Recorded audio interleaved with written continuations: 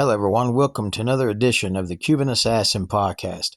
I'm your host, Richie Acevedo, also known as the Cuban Assassin. Last time on the Cuban Assassin Podcast, I was talking about where I came back home to West Virginia and started wrestling for Jim Hawkins' Mason-Dixon Wrestling. And after I had dropped the Mason-Dixon Wrestling Championship title, I wanted to spend more time with my wife and my son Quentin. I wanted to spend more time with my family. So that's when I decided that I was going to go ahead and start my own wrestling promotion, which was going to be AIW, American International Wrestling of West Virginia.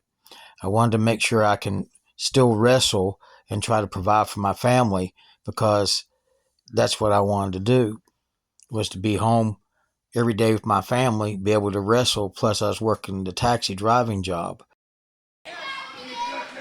I'll be doing the play-by-play caller commentary on this match up here between myself as the Cuban Assassin going against TJ Phillips. And this is in Cottageville, West Virginia for my promotion, AIW, American International Wrestling of West Virginia.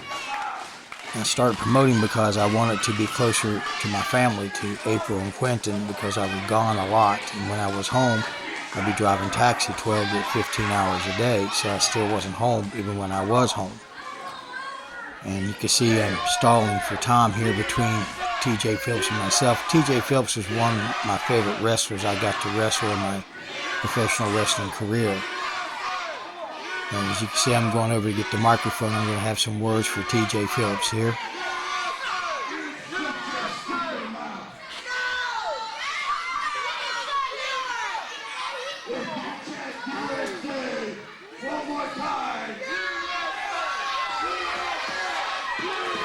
You see, the fans don't want me to talk, and I'm talking about I'm not even going to stick around in this matchup. I'm going to leave if the fans didn't shut their stinking mouths. See the official trying to keep TJ Phillips from coming after me. The official starts his regular outside the ring 10 count.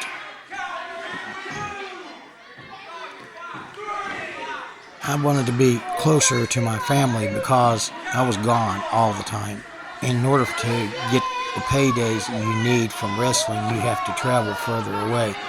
Now you see I grabbed a chair, and now I'm bringing a chair with me. And TJ Phillips is trying to tell the official to get the chair away from me. And I'm tempted to try to use this chair in this matchup. I'll get disqualified if I do. As you see, the official is trying to tell me to drop the chair, which I do. So I slowly come back into the ring here. Now TJ Phillips, he's definitely a shooter. He can really shoot, and we would trade holds just for fun in the ring in some of our matches to see if we can get out of him. But he was very good at it, I can tell you that. One of the best that I've been in the ring with for a smaller size guy. But right now I'm trying to show who the fans like. They cheer for TJ Phillips, but they boo for me. This was one of my better towns that I got to run, which was Cottageville, West Virginia. Here I go again. Fans are booing me. And here goes TJ Phillips, and now the fans are cheering him. This was a routine my dad didn't like. He thought it was a waste of time, but to me it's about having fun and trying to give the fans to participate in the match. The differences between my father and myself. Collarbone top right there as TJ Phillips takes me into the corner right here with Do-si-do over the ring. So he gets me into the corner. Do-si-do around again. He's got me in the corner. And I get him into the corner. And he gets me into the corner. Now I'm complaining to the referee. He breaks off for me, and I'm sitting here complaining to the referee, saying he had my stinking hair, as I used to say. He pulled my stinking hair. Now, Cottageville is one of my better towns, along with Sabine, West Virginia was another one, and another one also happened to be the Minden Bar in Minden, West Virginia. And I ran a lot of shows, and only a couple shows I actually made any money off of. All the rest I really took a loss. Call the top again. Now I got TJ Phillips in the top wrist lock here. And I got him down to one knee.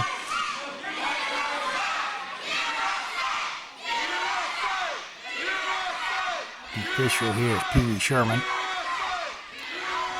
TJ's reversing. I'm complaining about the hair pulling. He looks, and I pull TJ Phillips' hair and pull him down where the referee didn't see it. And he's telling the referee that I pulled his hair, and he's going to ask me, and I'm going to tell him, no, I didn't pull his hair. I used my strength. I'm stronger than him. TJ was also strong for being a smaller sized guy. I may not like his personal religious beliefs and all that, but that has nothing to do with anything. Politics and religion should have nothing to do on friendship or if you like someone or anything like that. That's personal, private stuff right there for each individual. Collar top again. I go back to a top wrist lock again on TJ Phillips. I get him down to one knee. That TJ being on that one knee keeps it from me having to get him all the way down to the mat. So that gives him a little leverage there. He starts coming back up, as you can see. Official Pee Wee goes back. I'm complaining about the hair pulling. I pull his hair again. And then TJ saying that I pulled his hair. And he's telling that, ask the fans. And the fans are saying, yeah, that I pulled his hair. And I'm like, no, I didn't pull his hair.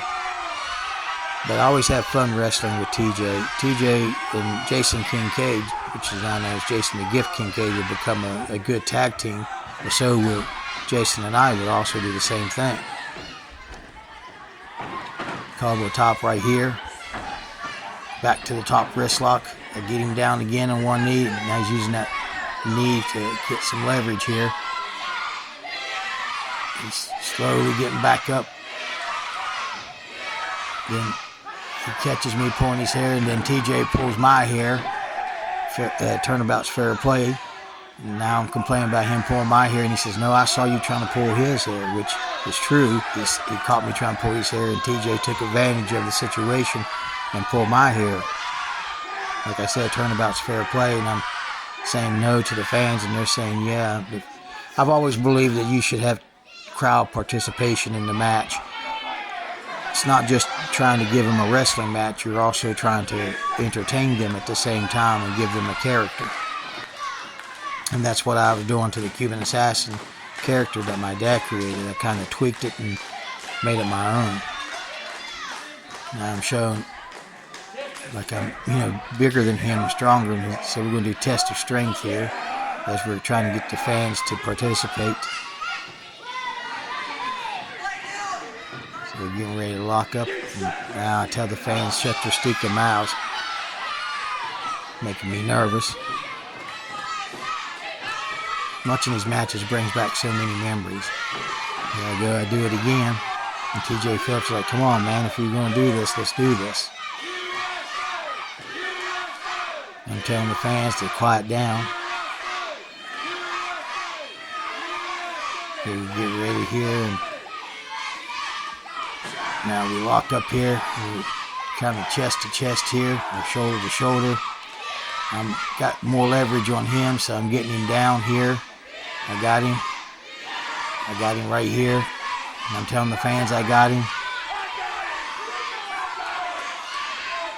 And then TJ slowly getting back up. Slowly to one knee. Now he's on both standing up. Now he's turned around and he's got me down. And now he's got me and he takes my hands down. Double stomp on my fingers and knuckles there. And now I'm complaining because he stomped on my hands to the official. And he says, well, it's perfectly legal. Which it is. It's perfectly legal in the sport of professional wrestling. So he's telling me there's nothing he can do about it. We need to get on with this matchup. People paid their money to see a match. So we got to get it going.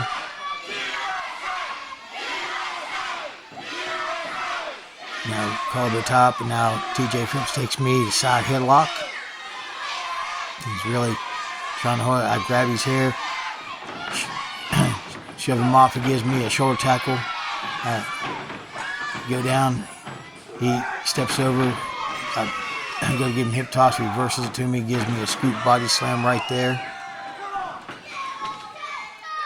And then I take a quick powder outside the ring here. As you can see, I'm feeling the effects of the hip toss and the scoop body slam right there on my back. Which, by the way, I have back problems to this very day from all of the years of wrestling. It does take a toll on your body, and the human body was never meant for this type of abuse. The official's checking on both of us here. I'm sitting there complaining that he pulled my pants on the hip toss at that moment there, but the referee didn't see it, so he can't call it. Collarbone tie up again. This time I get him into the corner by pulling his hair. Official giving the standard 5 count. I gouge his eyes. I rake his back. I get him up. Take him to the top turnbuckle in that corner right there. Big old closed fist. Followed by a second closed fist by myself onto TJ Phillips. Irish whip out of the corner. He reverses it. I come out. He gives me another hip toss. Gets me another scoop body slam there. And now I go out for another quick powder again. Holding my back as usual because of the pain. And that wrestling ring is not a trampoline. Even though there's some padding on there, but it's not 100% protection for you. You just get used to it. You try to go on and continue on. And I'm slowly getting up where I was. Now I'm walking around the ring, and I got the foreign object out here, and I'm stepping into the ring. And I got the foreign object here, and I slip it in my pocket where the referee don't see it. And I'm playing which hand is it in with the official Pee Wee Sherman, and he's telling me he's checking my hands, and there's nothing there. So I got to show him both hands, which I had already hit it. And I tell him, you know, stick my leg up for him to search it if he wanted to. He told TJ I got nothing. I pull out the foreign object again and hide it in my pocket here. And he's like, hey, I saw him have something in his hand. And the official's going to check me again. He's wanting to see. And then I'm like, look, I ain't got nothing, man. We're doing the which hand is it in again, and nothing there. The fans don't like it because they know I have something.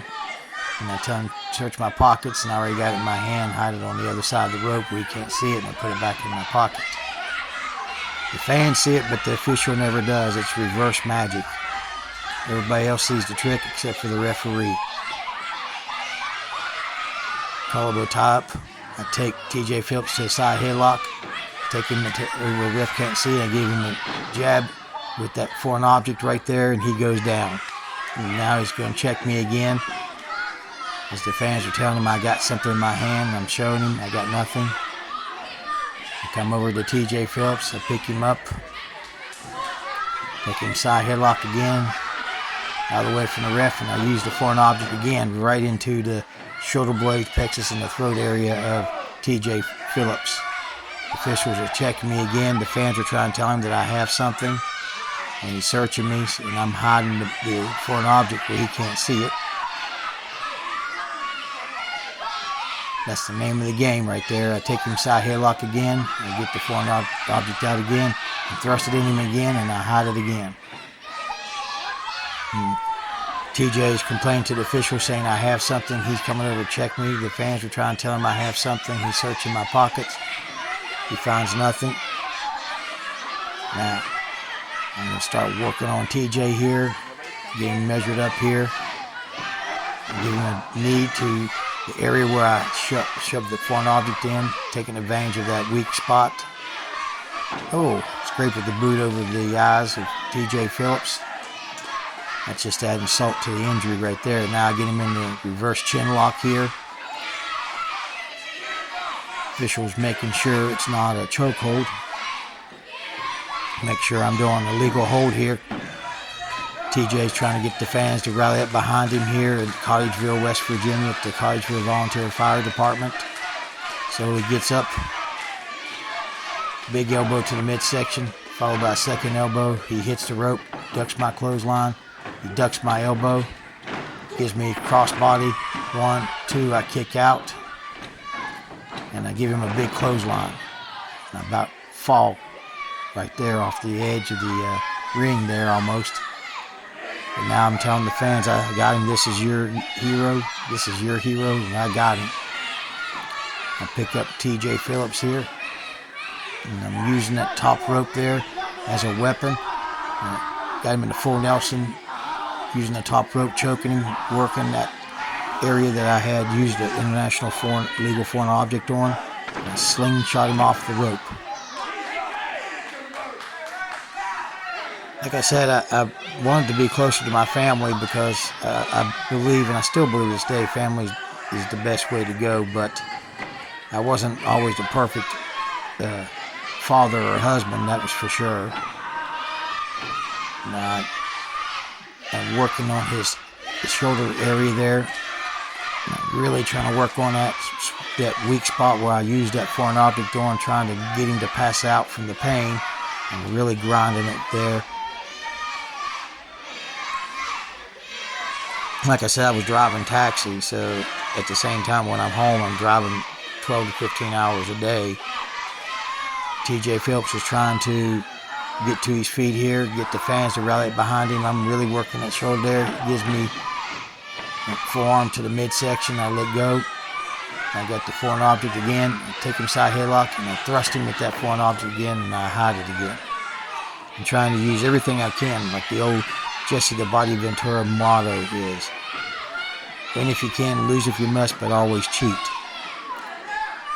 Now I go down back again, grabbing and working that sweet weak spot of his that I've been working on with that foreign object, trying to get him to use. I'm trying to use that pain to get him to pass out so I can get an easy victory, an easy win here. The official Pee Wee Sherman saying no, he's not going to give up. Now I get him in the sitting abdominal stretch here.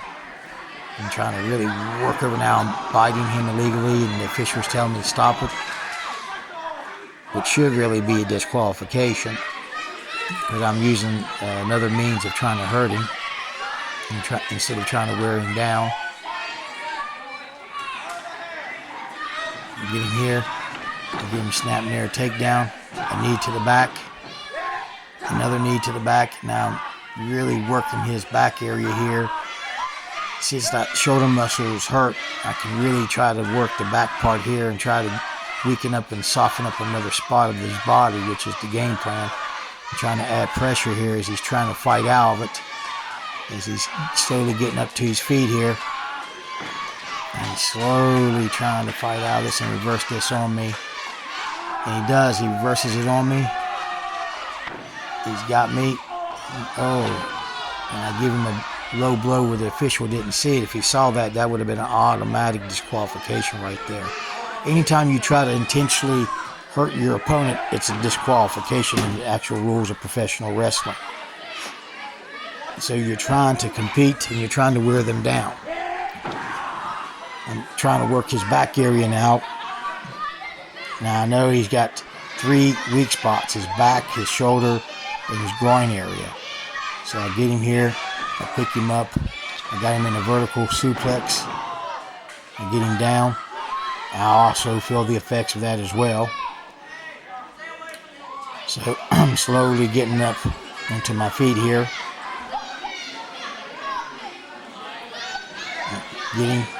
Get him in a hold here. This is not really a reverse chin lock, this is a face lock here, where I take both my hands and I kind of crunch his face here, and I'm holding it right there. And he's trying to get the fans to rally behind him. I'm really trying to work over his neck and shoulder area with this move here. He's trying to get the fans to rally behind him here in Cartersville, West Virginia. Big elbow to the midsection, followed by a second. He hits the ropes, ducks my clothesline. Sunset flips me. I go over 1, 2. I cross scissors his ears. I clothesline him, and I got him down again. He's trying to do everything he can to get a win out of this, and I'm trying to do everything I can to tear him down. I ran in West Virginia, and I ran to shows that were close, so it didn't take long travel. I scooped body slam him, got him down. Most of the time, my mom, my late mother, Yvonne Dempsey, and my ex-wife, April Acevedo, would sell concessions at most of these shows. But at this fire department, They sold the concessions. We worked off the ticket sales. I go to the top, go to give an elbow, he moves out of the way, and I miss, and now we're both down, and the official Pee Wee Sherman now giving the standard 10 count. We both have a count of 10 to get to our feet. I'm slowly trying to get up here. We're both feeling the effects here. He's wore down. I'm feeling the effects of that elbow drop. I get up. He blocks my punch, gives me one, blocks it again. He's on me now. He's throwing punches on me. Some closed fist punches there. Takes me off the ropes, Irish whip. Big old backdrop. And he goes for a cover. 1, 2, and only count of 2 as I get my shoulder up there. He picks me up. He takes me to the ropes, Irish whip off the ropes. Big old power slam there. Hooks the leg, 1, 2. Only count of 2.5 as I kicked out of that. Now he's got me in a hold here. He's trying to really work that arm now.